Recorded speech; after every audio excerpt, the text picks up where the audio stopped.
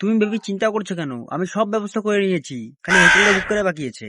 কিরে অদল, কার সাথে গাড়ি মারাচ্ছিস তুই? একটু দাঁড়াও, তোমাকে আমি পরে ফোন করছি। হ্যাঁ, প্রথমত আমি গাড়ি মারাতে যাচ্ছি না, আমি ঘুরতে যাচ্ছি, ঠিক আছে?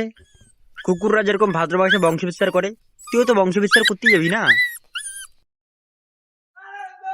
তোর মুখে একদিন সিনচাবেন নুনু ঢুকাইব, তারপর বুঝতে পারবি।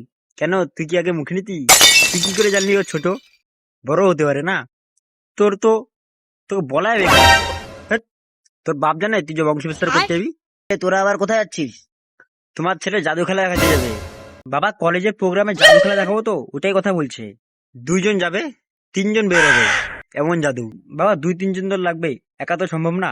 আমরা আগে ছোটবেলায় কত কষ্ট করে টাকা জমিয়ে তারপরে যেতাম সার্কাসে জাদু খেলা দেখতে, আর এখন আমার ছেলেই জাদু খেলা দেখাতে পারে, আমার জন্য কত গর্বের ব্যাপার। তো আমাকে দেখা একা জাদু, আগে রুমে তো নিয়ে যাক, তারপর তো দেখাবে। কি? বাবা, তুমি তো জানো এই পাগল ভুলভাল বকে। তুমি বলো না, কি বলো, কি বলছিলা? ওইসব বাদ দে, আমাকে তো জাদু খেলা দেখা। বাবা, আমার কাছে তো জিনিসপত্র নাই, আমি মোটামুটি পারি, বেশিটা পারি না। আমি এখন ইউটিউবে দেখবো আর শিখবো। তোমার ছেলে জাদুঘর হবে নাকি জাদুঘর হবে কে জানে। বাবা, 14 রকমের জাদু দেখাবো তো, ওটা কথা বলছে। তোর বাবাকে বল তুই কি জাদু খেলা দেখাবি, তোর বাবা তো তোকে জাদু খেলা দেখাই নিয়ে এসেছে না। একটু জোরে বল কথা, আমার কান অব্দি তো আসুক কথাটা। জানিস তো আমার কানে প্রবলেম, শুনলে পরে তোমার গা ভেজে ঝাড় হয়ে যেত। তুই একটু বেশি কথা বলছিস মনে হচ্ছে না তোর?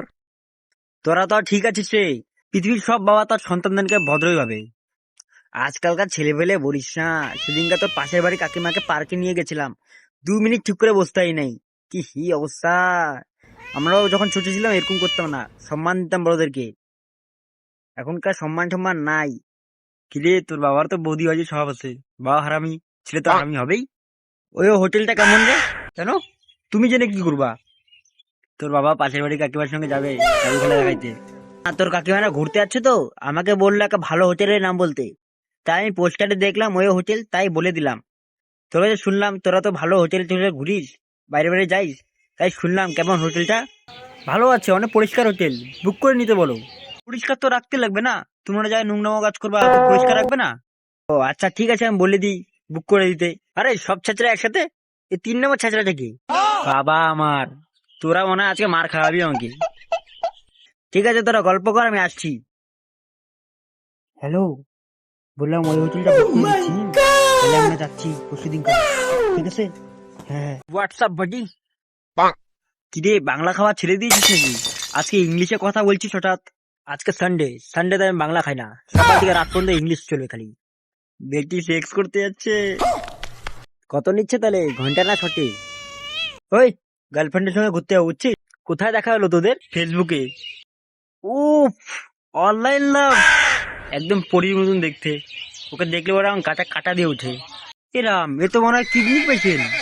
তাহলে নামটা কি মেয়েটার? নাম বলতে পারবো না, মিয়া খালিফা না তো, যে নাম বলতে ভয় লাগছে।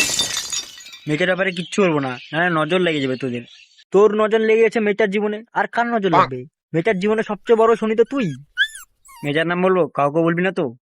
না না, অ্যাঞ্জেল পিয়া ওর নাম। ও কি ডানা কাটা পড়ি?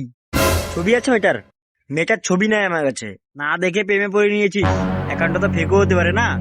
ছবি নাই, একবার খালি ভিডিও কলে কথা বলেছিলাম। ও বলছে আমার সঙ্গে সারা জীবন থাকবে, ও আমার জান। তোকে কথা বলবো, বল। ওই অ্যাঞ্জেল পিয়া অ্যাকাউন্টটা আমারই, ফেক অ্যাকাউন্ট আমার।